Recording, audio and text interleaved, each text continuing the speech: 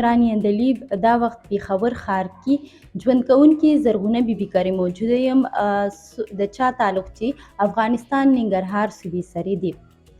هغوی په لاس باندې د هنرمندو د سینګار کالي په خپل لاس جوړوي. نورو زنانو ته هم دا هنر ښایي.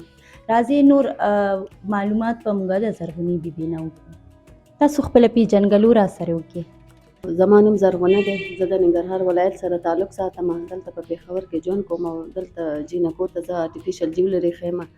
3 میاشتې وشو چې 15 جینکو ته مې آرټیفیشل جیولري ښودلې ده. اوس لګیا یم نورو جینکو ته هم ښیم تر څو چې کم یتیم او بېوسه کونډې ښځې دي هغوی دې هنر نه څه زده کړه وکړي او نور خپل فیملي هم سپورټ کړي او علاقه کې نورو خلکو ته مو ښایي. څنګه هم دا فکر وکړه چې ګینې نورو مېرمنو ته هم دا زده کړه وکړمه د آرټیفیشل جیولري؟ یو ځای کې ټریننګ و 3 ورځو، نو ما غوښتل چې زه هم لاړ شم. زما شوق و چې آرټیفیشل جیولري زده کړم. نو هغوی ما ته اجازت رانه کړ، ته به دا نه یې زده کوې ځکه چې تا سره کارت نشته. نو هغې د وجې زه بیا 3 ورځې لاړم، هغې نه بعد یې پرې نه خوستم. نو بیا زما سې ذهن کې رالو چې اوس خو به زه دا خامخا زده کوم چې څه کېږي او نورو جینکو ته به م ښیم. نو اوس د دې د وجې زما ډېر زیات شوق پیدا شو. اوس لګیا یم جینکو ته مې زده کوم دی. څومره تعلیم کړی دی؟ لکه څنګه دې دغه ته راغلی؟ زما تعلیم چې دی BA دی، افغاني سکول مې ویلی دی 14 او مخکې ما مختلف ارګنایزیشن سره کار کولو. نو د کار د وجې به زه ارزي نه جواب کېدم چې بس تا سره کار نشته، موږ تا ته جواب نه درکو.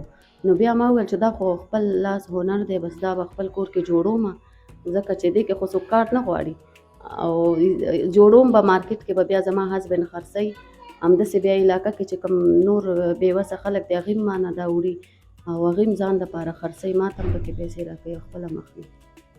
د دې هنر زده کېدو دپاره تاسو ته اجازه څنګه میلو شوه؟ ستاسو کور والا تاسو سپورټ کولې که نه کولې؟ اوس چې تاسو واده شوي یې نو ستاسو کور والا چې دی، هسبند هم چې دی، هغه تاسو سپورټ کوي؟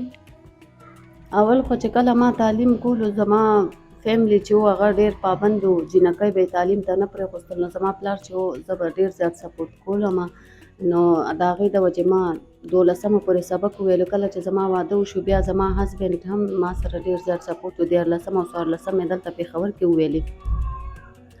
او اوس چې دی کله چې دا آرټیفیشل جیولري مې جوړوله یا نور څه جاب کوم، زما هسبند ما سره ډېر زیات سپورټ کوي. ما په خپله هغه ځي ته ځي او راولي مې. نو د دې د وجې زما همت نور هم زیاتېږي او زه خوشحالېږم چې بس هسبند هم مې راسره دی. تاسو د لاس د سینګار دا سامان د چرته نه راوړئ او څنګه ریټ کې راوړئ؟ بیا تاسو ته څنګه پرېوځي او بیا څنګه جوړوئ؟ دا خو زه مې هسبند سره ځم، هلته پیپل منډۍ کې بازار دی، هغه ځای نه راوړو او هلته په ارزان بیه میلاویږي. بیا چې کله جوړ شي ما سره نورې سټوډنټس دي هغوی هم راسره جوړوي، هیلپ راسره کوي. نو چې کله جوړ شي او دکاندار ته مونږ وښیو چې دا شیزونه مونږ جوړ کړي دي که تاسو یې اخلئ که نه، نو هغوی بیا مونږ ته ووایي چې دې شیزونو نه مونږ ته 1 درجن جوړ کړئ، 2 درجنه. مطلب دې کې چې دي بریسلیټ دي او والۍ دي، دغه نیکلیس دي، امیلونه دي او پایزیبونه دي. نو بیا هغه دکاندار مونږ ته ووایي چې دې نه 1 درجن راکړئ، 2 درجنه. مونږ هغې مطابق هغې ته جوړو او بیا یې خرڅو او په ښه بیه یې مونږ نه اخلي، بیا مونږ ته هم پکې څه پاتې کېږي. او تاسو سره چې ګیر چاپېره مالک دی نو دې نه څوک راځي اخلي درنه که نه؟ دوی ته پته شته که نشته؟ زمونږ چې کوم دې علاقه کې خلک دي هغوی ته هم پته ده چې دلته دا شیزونه جوړېږي، هغوی هم غواړي چې راشي که نه دلته. نو ما سره ځای هم ډېر زیات وړوکی دی او دومره کسانو ځای نشته. زما کور وړوکی دی، 15 جینکۍ پکې راځي. نو هغې کې پاکستاني هم دي، افغاني هم دي. هغوی وایي چې مونږ هم یې زده کول غواړو، خو د ځای د وجې زه نشم دلته پرېښودلی که نه. او کوم چې نور خلک دي هغوی وایي چې مونږ له هم دا کوم چې جوړ شوي دي دا مونږ له راکړه چې مونږ له هم پکې څه پاتې شي. نو زه بیا ورکوم ورله، منې کوم یې نه ترېنه. تاسو چې دا جولري جوړوئ که نه نو د دې څه ریټ دی؟ لکه څومره نه څومره ریټ دی؟ د آرټیفیشل جیولري مختلف ریټونه دي، 500 نه واخله تر 1000 1200 داسې دي. خو د آرټیفیشل جیولري چې د دې کې خو ملاوټ یې دومره ګرمۍ سره هم خرابېږي او قیمت یې ځکه دومره ډېر نه دی، بس مناسب ریټ یې دی چې هر څوک یې اغوستی شي او هر ډیزاین اغوستی شي، بس هر یو کپړو سره اغوستی شي. ستاسو ذهن ته څنګه راغلی چې جنکو ته زه هنر وښیم؟ دا خو زما ذهن ته ځکه رالو چې ما ته خپله د کار ډېر زیات مشکلات دی، نو د دې د وجې ما ویل چې دې جینکۍ به هم چېرته ځي ټریننګ به اخلي هر یو NGOs کې چې دې کارډ غواړي، نو ما ویل چې داسې جینکۍ چې هغوی ته بالکل کارډ چېرته ضرورت نه وي، نو زما ذهن کې دا سوچ ځکه رالو چې زما کور کې خو د کارډ ضرورت نشته، بس څوک هم چې د چا ضرورت یې راشي دا یې زده کړي او مخکې ځان لپاره خپل فیملی سپورټ کړي او خپل ځان لپاره بس د چا محتاج نه چاته لاس نه نیسي.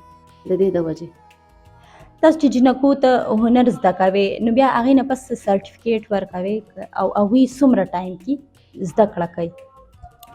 دا آرټیفیشل جیولري چې دا د دیو 3 میاشتې کورس غوندې وي، نو 3 میاشتو کې دیو زده کړي، هغې نه پس دیو ته ګورنمنټ طرف نه سرټیفیکیټ ملاویږي، ځکه چې ما مخکې خبره کړې ده چې سرټیفیکیټ نه وي دیو آینده غواړي که نه چې چا سره جاب وکړي سیلري یا څه ورته میلاو شي، نو بغیر سرټیفیکیټ دیو نه اخلي، کم از کم 8م تعلیم وي او دیو سره سرټیفیکیټ وي نو بیا به په اسانه ورته جاب میلاویږي. داسې خو صحیح ده چې دیو دا آرټیفیشل جیولري به جوړ کړي مارکیټ کې به خرڅ کړي، خو د دې دومره پیسې نه وي چې بیا ورسره سیلري میلاویږي او نور مارکیټ کې هم خرڅوي، نو بیا به یې د ژوند ګزاره به یې لږ ښه وي. کومه اداره دوی له سرټیفیکیټ ورکوي؟ دا یو اداره ده د UN وومن خویندو کور په نوم دی چې هغوی سره ما خبره کړې، هغوی ویل چې دوی ته به 3 میاشتې کورس د آرټیفیشل جیولري زده کړي او بیا به موږ ته د ګورنمنټ سره خبره کوو نو سرټیفیکیټ میلاویږي. کوم چې ما 15 جینکۍ مخکې ټرین کړي هغوی ته سرټیفیکیټ میلاو شوی دی او هغوی ته لږ ډېر کټس هم میلاو شوی، ځکه چې او شروع کې خو به هغوی سره سامان نه وي که نه، نو هغوی ته سامان هم میلاو شو او چې اول کار شروع کړي هغې نه پس به بیا چې څه یې جوړ کړي دي هغه به خرڅوي او بیا به نور سامان اخلي، نو داسې به یې کار اسان شي. او اوس چې دا کم 15 جینکۍ نورې دي د دې اوس 3 میاشتې پوره کېږي، دوی ته به مې انشاءالله سرټیفیکیټ او کټس میلاویږي. د نورو میرمنو ته څه پیغام ورکول غواړئ؟ زما پیغام هم دا دی چې یو څه هنر یې زده کړي تر څو آینده ژوند کې معلومات نه وي چې انسان به مطلب غریب کورنۍ کې واده کېږي که پیسه دارو کې، نو هغې دپاره دا ډېر ضروري چې یو هنر یې زده وي چې خپل فیملی سپورټ کړي، ځکه زما هم چې کوم فیملی دا دومره ډېر وس هم نه وي که نه، نو هغې د وجې زه دا هر څه جوړومه دا جیولري آرټیفیشل چې تر څو خپل فیملی سپورټ کړمه، نو دې سره زما د کور ژوند لږ ګزاره کوي. نو داسې نور کوم جینکۍ دي او داسې بېوسه کونډې ښځې دي یا یتیم ماشومان دي هغوی ته هم آرټیفیشل جیولري وي یا سلایي وي یا نور څه هنر وي زده کول خامخا ضروري دي. تعلیم سره تعلیم هم باید وکړي نو چې دا یې زده یې آینده ژوند کې به چاته محتاج نه وي. دا به زرغونه بیبي څوک چې کور کې د زنانو دپاره په لاس باندې د سینګار کالي جوړوي او نورو زنانو ته هم دا هنر ښایي.